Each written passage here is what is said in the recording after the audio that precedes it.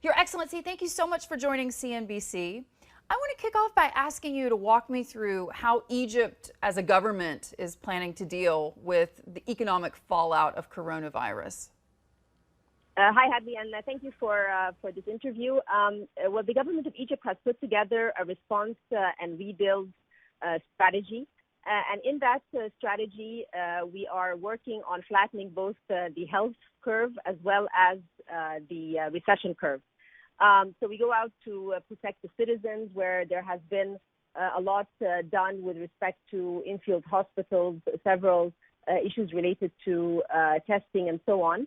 And then with respect to the recession curve, we're really pushing forward with many of the structural reforms that we wanted to do anyway, but it's coming in a very expedited fashion related to social safety nets, widening those to people who are vulnerable. Also through financial inclusion, there has been a focus on the unorganized and informal labor. The central bank and the Ministry of Finance have actually pushed also stimulus in a very coordinated fashion, whether through reduction in interest rates or alleviating some of the actually delaying tax payments on several firms, also allowing for lower interest rates for different credit facilities for SMEs and for different industries. And of course, the tourism industry is one of the industries that gets some of the biggest stimulus. So there has been a host of factors and a host of policies that have been taking place. So several years now of economic reforms, tough reforms, frankly, that President Sisi was able to push through in spite of some opposition. I mean, you still got a situation where you've got 1 in 3 people below the poverty line in Egypt. At the same point, this was supposed to be a good year of economic growth. And frankly, the IMF has said, in spite of COVID-19, Egypt will still grow. Well, it's very good that you mentioned the economic reforms. We embarked on a very ambitious reform program with the IMF in 2016. It concluded in the summer of 2019. And we entered this crisis with fiscal buffers as well as foreign reserve buffers, which helped weather the first shock. So if it weren't for those comprehensive reforms on the tax side, on the budget, on foreign exchange and so forth, the situation would have been quite even more difficult. And you're right, we have been growing at around 5%. And the IMF came out with its report saying that we are going to be standing out in the region with a growth rate in 2020 of around 2%, and then the following year above that. So we do give a good story when it comes to growth. It's a diversified economy. Unlike other countries, there was not a full lockdown, but there was mindfulness when it came to curfews and so forth. In terms of what happens next, obviously a big portion of your GDP has in the past relied on tourism. You're a former minister of tourism for Egypt. Obviously, the new realities of COVID-19 are really going to change the game for that industry globally. How is the Egyptian government looking to diversify in the coming years as a result of this? Because it's really just anybody's guess at this point how bad it's really going to be. Yes, well, it's a few things just to keep in mind. I mean, no country is by itself in this crisis. All of us have common problems, and the solutions are always going to be global. So that's one thing at the outset. When you look at tourism and aviation, as you mentioned, these are the two hardly hit industries globally. In the case of Egypt, tourism plays a big role, not just in terms of GDP, but also in terms of employment. And just yesterday, there was a very important announcement by the PM and the Ministers of Health and Tourism and Aviation that they are opening up domestic travel towards June, taking into account the precautionary policies related to health and sanitation and so forth. But the crisis has, like any other crisis, there will be winners and losers. As much as some sectors are going to see a drastic fall, there are others which are booming, whether it's digital and technology-based industries, whether it's agriculture and food processing. There are other sectors that are really showing an increase in terms of demand or appetite. And I think for every government in the world, what you are trying to do is actually provide the opportunities or provide the ground for those particular sectors to boom, and at the same time try and mitigate the impact or the fallout from those that are severely affected. For international investors, I mean, at the end of the day, we're still looking to find a way to create revenue, to find growth. In terms of what is happening today in Egypt, obviously international cooperation minister, where do you see sectors that international investors could look to in Egypt? Yeah, well, as a Minister of International Cooperation, the idea is to try and create a platform for multilateral and bilateral development partners to come together and actually contribute to Egypt's development story. And that's something that has been happening in the past. And now with the crisis, some of the vocabulary that is becoming very much in any household: solidarity, coordination, collaboration, multilateralism. So all of these are now important vocabulary which is used, not only lip service, but actually put in action.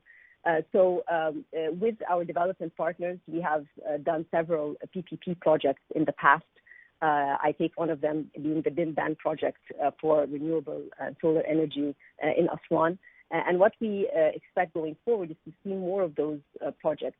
Egypt is a very big country. You have 100 million population, and there will continue to be demand. There will continue to be labor, which is skilled to be able to provide for investments in different sectors. What we are also doing as a government, and this is something that has been announced, is a second wave of reforms which focuses on removing the bottlenecks when it comes to private investments, so making the doing business easier through legislative reforms, through different policies related to customs, etc. And so this is something that is going to be also announced and expedited in the period ahead. So definitely with our international partners, development partners, as well as with the private sector, that is where we see the way forward. So the message is to international investors that Egypt is very much open for business. Absolutely, we're open for business. We want to, we've had success stories in the past, and on April 2nd, I launched a platform with our, development partners, both multilateral and bilateral, and we're coming up with a new global partnership narrative. It's called PNP, PPP, which is not public-private partnership, but it's actually people, projects, and purpose.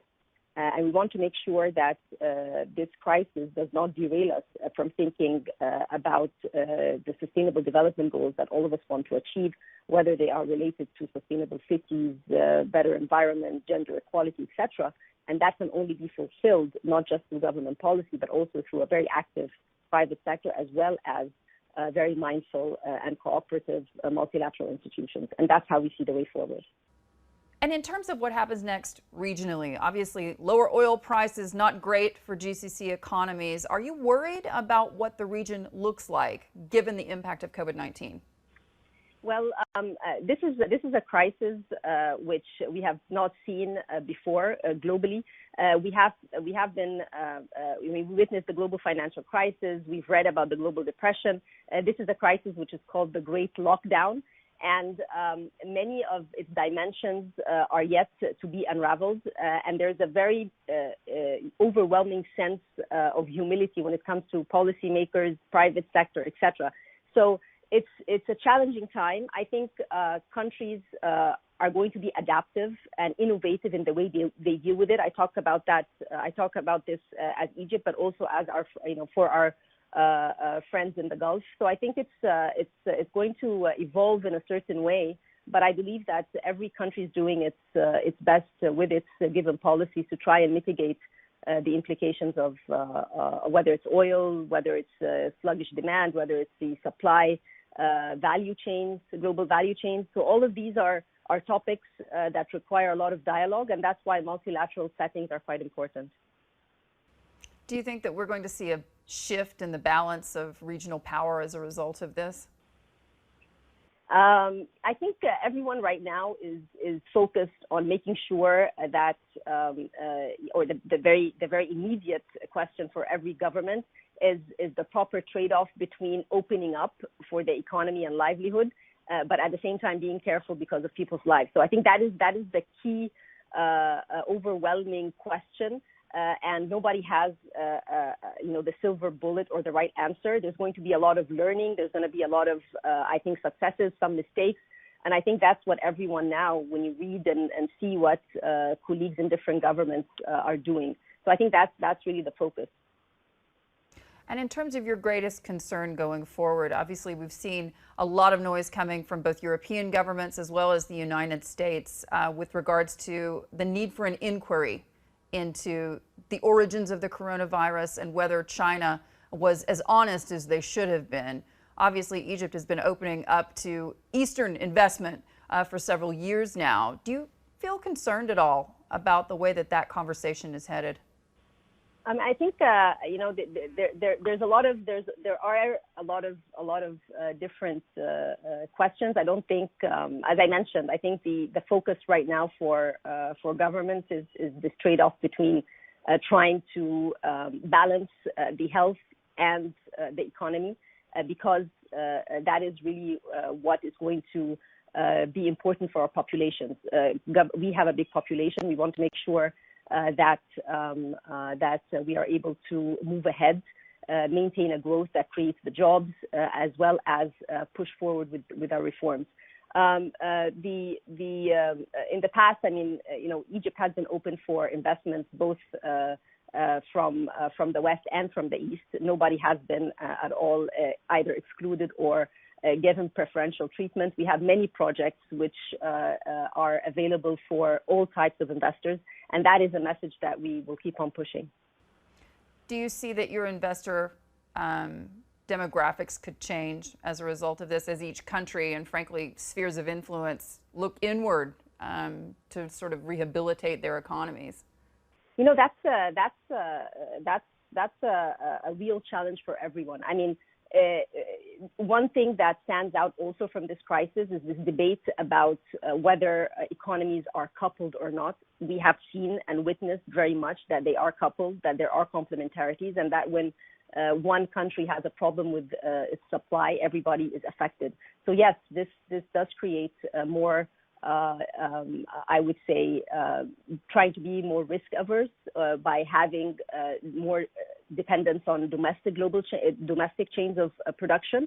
But this sometimes takes time, depends on the industries. You also need a number of industries to be clustered together to be able to do that. So there will be some time until that is completely taking over from the global supply chain. So there are so many questions, Hadley, and little answers.